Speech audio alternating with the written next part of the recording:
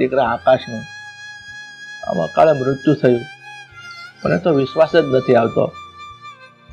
બેટા સાવર, આ બધું કઈ રીતે બની ગયું? પપ્પા, હું અને આકાશ ઉદયપુર સ્ટેશન પહોંચ્યા ત્યાં એટલે હું મારે એક મીટિંગમાં જવાનું હતું. તો મેં આકાશને કીધું કે તું ઉદયપુર હવામાન જતો હોય થોડુંક ફરી આવ. એટલામાં જ એક અચાનક ફોર વ્હીલ આવી. અમારી બાજુમાં ફોર વ્હીલ પડી હતી તે એમની સાથે અથડાઈ અને એક્સિડન્ટ થઈ ઉલ્લીને એ ફોર વ્હીલ સીધી જ આકાશ પાસે આવી અને એમની બાજુમાં બીજા 2-3 મિત્રો પણ બેઠા હતા. તો એ લોકોને પકડી અને મેં છલાંગ મારીને આગળ જતો રહ્યો તો બચી ગયો, પણ આકાશ પોલીસે તપાસ કરી પણ આકાશની બોડીનું કંઈ પતો જ ના લાગ્યો. ટુકડે ટુકડા થઈ ગયા હતા.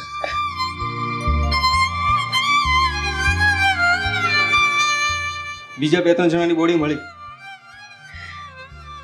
પણ આકાશનો કોઈ પતો જ નહીં. મારો દીકરો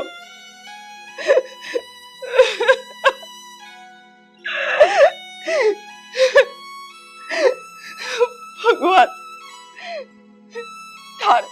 તારે અહીંયા શું ખોટ પડી હતી તો મારા દીકરાને લઈ લીધો.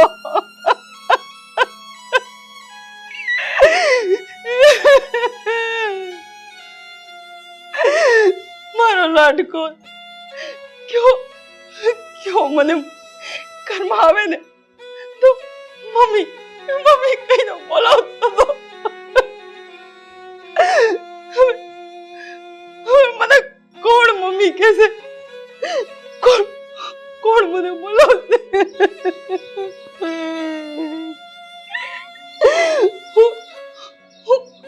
હું કોના માટે બધું બનાવીશ? એને કેવી ભાવતી હતી, એને ભીંડાનું શાક કેવું ભાવતું, હું કોના માટે બનાવીશ?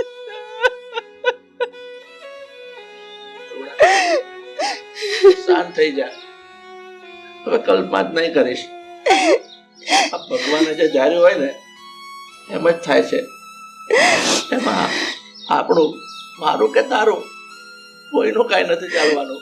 ના, બધા કહે છે ને કે ભગવાન ધાગે અંધેર છે, અંધેર નથી, પણ હું તો કહું છું કે સરાસર અંધેર છે. મેં કેવા પાપ કર્યા હતા. મેં આખી જિંદગીમાં કોઈનું ખરાબ નથી કર્યું. એક મચ્છર પણ મેં નથી માર્યો તો હું શેની સજા ભોગવું છું? હા મમ્મી, હું તારું દર્દ સમજી શકું છું, પણ ભગવાને કંઈક એનું જીવન આટલું જ વ્યતીત કર્યું હશે. ના, ભગવાન આવું ન વિચારી શકે. અને મારો દીકરો, એને પણ કોઈ દિવસ એવું નથી કર્યું તો એની સાથે શું કામ? બસ અરુણા, હવે શાંત થઈ જા. તને ખબર છે, તારા વધારે કલ્પના કરવાથી આપણા દીકરાનો આત્મા દુઃખી થતો હશે. એટલે હવે આ બધું છોડ અને શાંત થઈ જા. શાંત થઈ જા.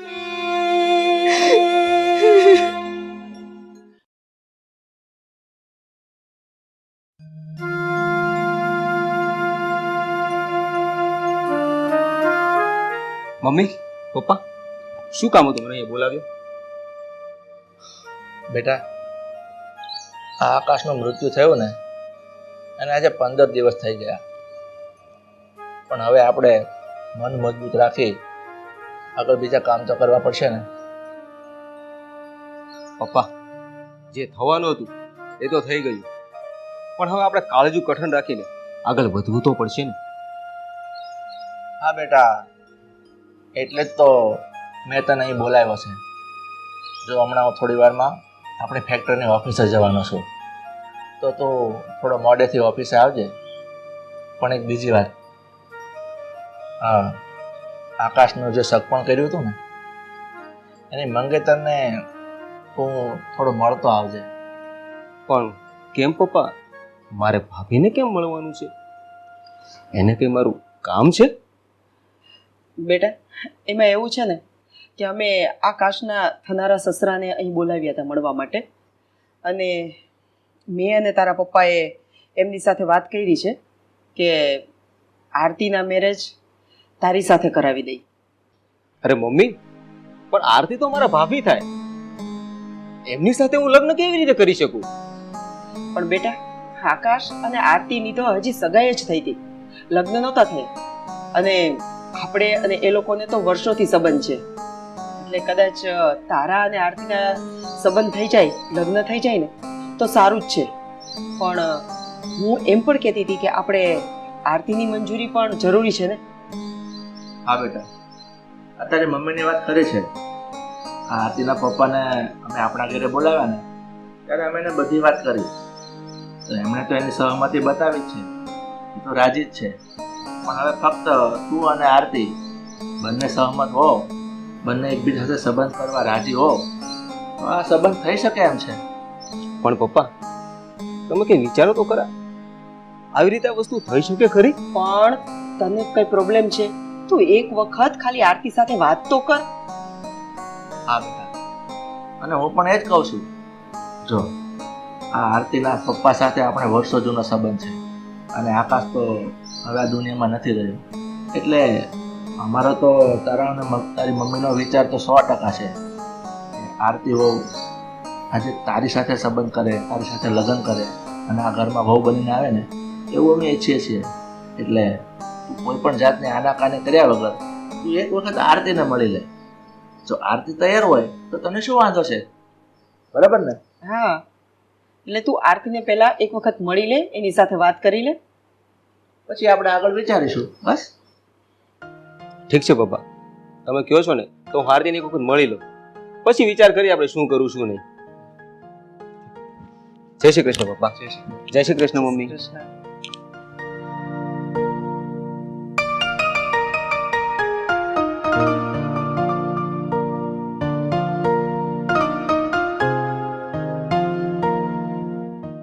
વાહ કદર, તું તો મારી જ ફેવરમાં છે. હું જે વિચારી રહ્યો છું એ જ થઈ રહ્યું છે.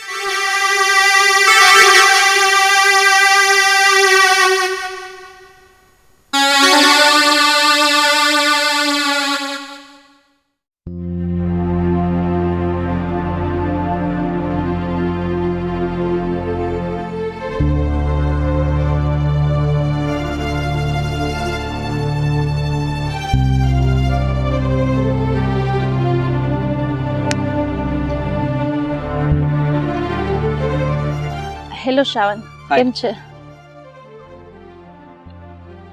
કેમ છે? બસ સારું, તમને કેમ છે? બસ આઈ એમ ફાઇન. આરતી, એમ તો તમે મારા ભાભી થાવ, પણ સમય સંજોગોએ આપણને એવી સ્થિતિમાં લાવી દીધા છે કે આપણે સીમા બદલવી પડશે. તો હું તમને ખાલી આરતી કહું તો ચાલશે? હા, કાંઈ વાંધો નથી.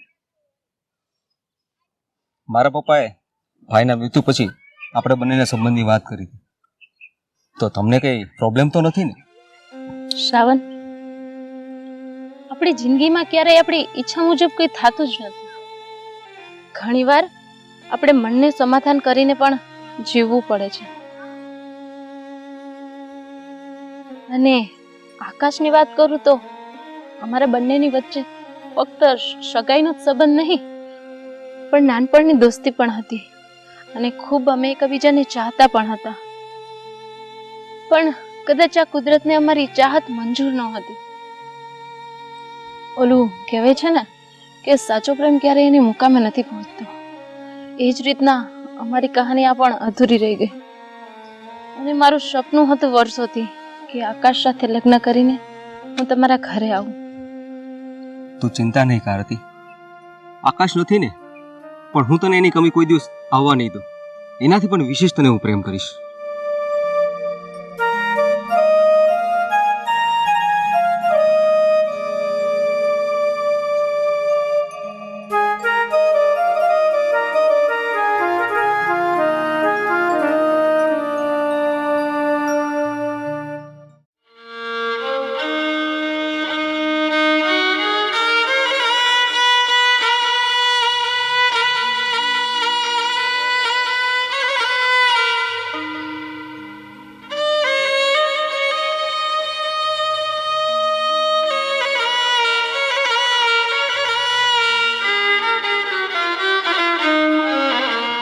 બેટા તું અહીંયા હા મમ્મી.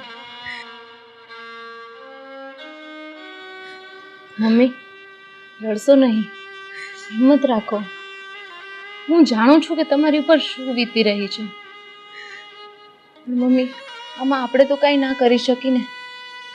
એ તો ઉપરવાળાની જે ઈચ્છા હોય એ જ થાય.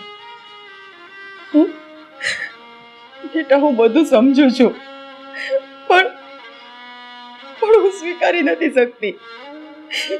મારો દીકરો મને આખો દિવસ મારા ઘરમાં ભણકારા વાગે છે. એ બતાય છે કે મને બોલાવે છે, મમ્મી મમ્મી મારો ટુવાલ ક્યાં છે, મમ્મી મમ્મી મારી ચાવી ક્યાં છે. બસ મમ્મી મમ્મી મમ્મી મેં તારા અને આકાશના લગ્ન કેવા સપના જોયા હતા. મને એમ હતું કે તું આ ઘરની બહુ બનીને આવીશ.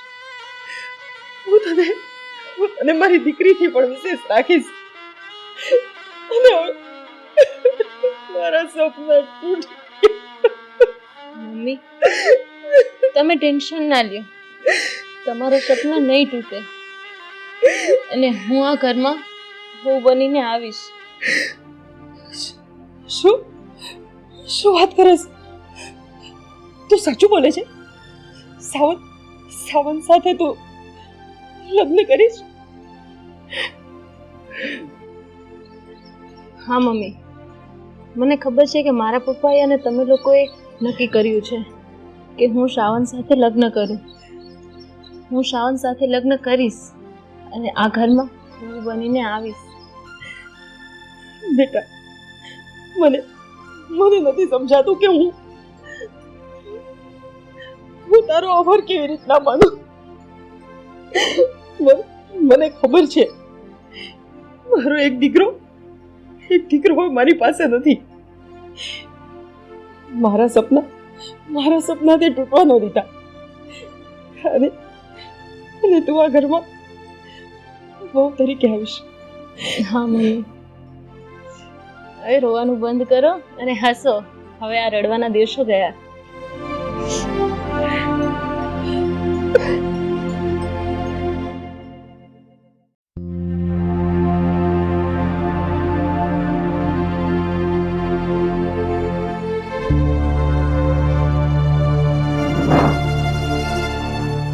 પપ્પા પપ્પા વળી પાછા ક્યાં વિચારમાં ખોવાઈ ગયા?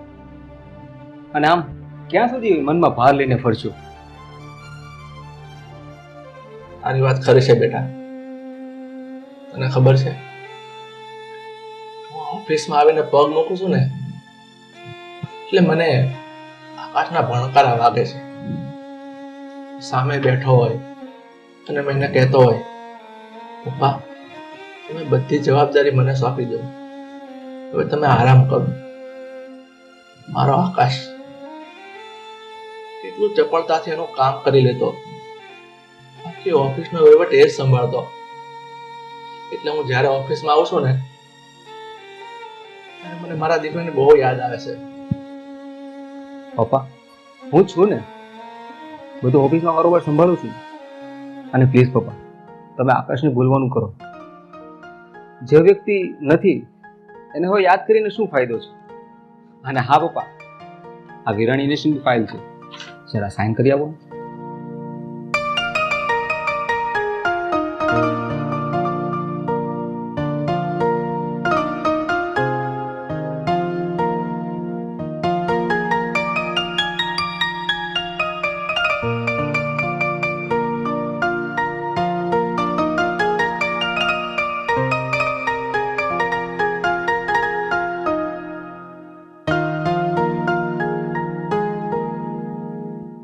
હા બેટા, હવે બીજી એક વાત.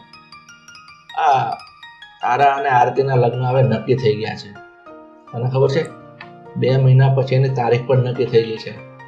એટલે હવે લગ્નની ખરીદીની તૈયારી તું શરૂ કરી દે, કારણ કે પછી તારા પાસે સમય નહીં રહે. અને આ સાવન, આજે સાંજે મારે એક કંપનીમાં મિટિંગમાં જવાનું છે, એટલે અમદાવાદ જવા નીકળું છું. હું 2 દિવસમાં પાછો આવતો રહીશ. ઠીક છે પપ્પા, હું 2-4 દિવસમાં બધી ખરીદી કરી લઈશ.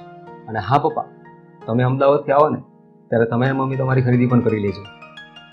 હા બેટા, હું આજે સાંજે નીકળું છું અને 2 દિવસમાં આવું ને ત્યાં સુધીમાં તું આ બધું ઓફિસનું કામ સંભાળી લેજે. ઠીક છે પપ્પા. જય શ્રી કૃષ્ણ. જય શ્રી કૃષ્ણ.